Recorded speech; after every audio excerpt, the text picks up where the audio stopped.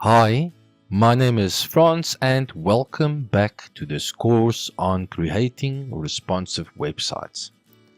If you feel that we are moving at a very slow pace, I do apologize, but I want to also remind you that we are targeting a wide audience and that everyone starting is not on the same level.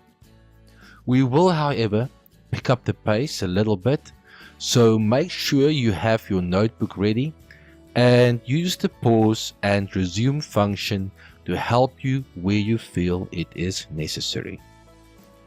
In this lesson, we are going to be looking at using headings, paragraphs, and line breaks. We will be going through some slides explaining each element, and once we are finished, we will apply what we have learned in the editor. Look at the way text is structured in any textbook, magazine, or newspaper, and we will all agree that most structured text consists of a combination of headings and paragraphs. Structuring text in a document makes it easier and more enjoyable to read. Structured text will usually consist out of one or more of the following headings combined with paragraphs of text. A main heading, for example the title of a book or section of a newspaper like sports news. Subheading will be our chapters or sections within the sports category like football, athletics, or swimming. Subheadings, subsections of each chapter, or breaking down football, for example, into different leagues like Premier League, Amateur League, etc. In HTML, we have 6 heading elements, H1 to H6. H1 represents the main heading, H2 represents subheadings, H3 represents subheadings, and so on. Preferably, you should just use a single H1 element per page. Make sure you use the headings in the correct order. Start with H1, then H2, followed by H3. I am sure you can see where I'm going with this. Don't use H3 before H2. That doesn't make sense and will lead to weird results. The P element is used in HTML to display a paragraph. We use the BR tag to enter line breaks. We do not use the BR element to separate paragraphs, rather have more than one paragraph. We can combine the BR element with the address element to better format an address. The sample code on the right will display the text on the left in our browser. In our brackets browser, we are going to make sure that we are in our format text and page content project folder, and that we have the headings-paragraphs.html file open in our brackets editor. Before we start, let's preview the web page in our browser by clicking on the live preview icon. We can see our text is not structured or easy to read.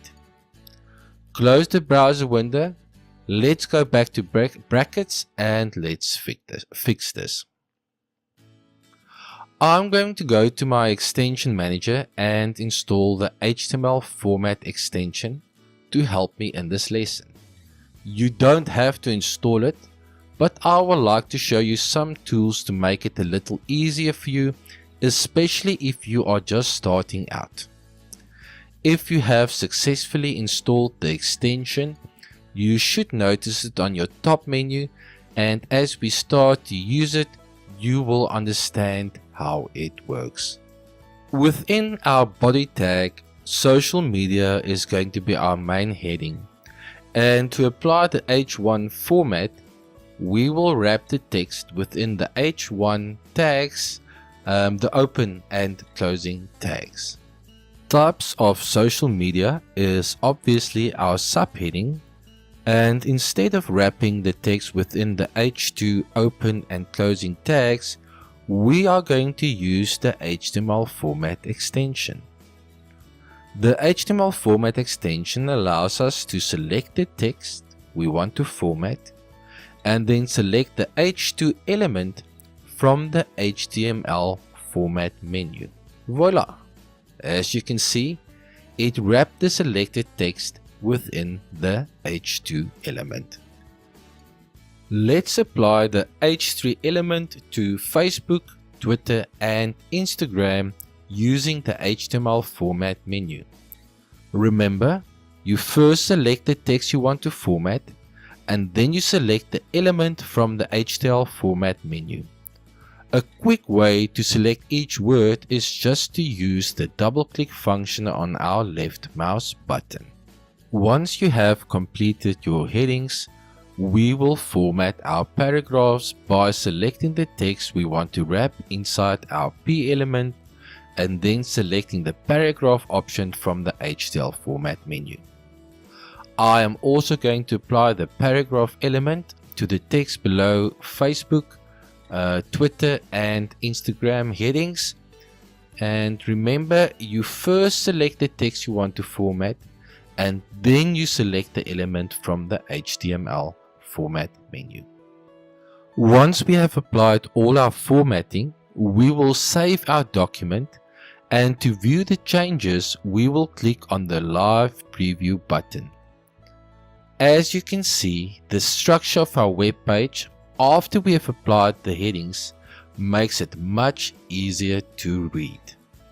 This is the end of our lesson on headings, paragraphs and line breaks. Thank you for watching, and remember, if you experience any problems, please do not hesitate to contact us.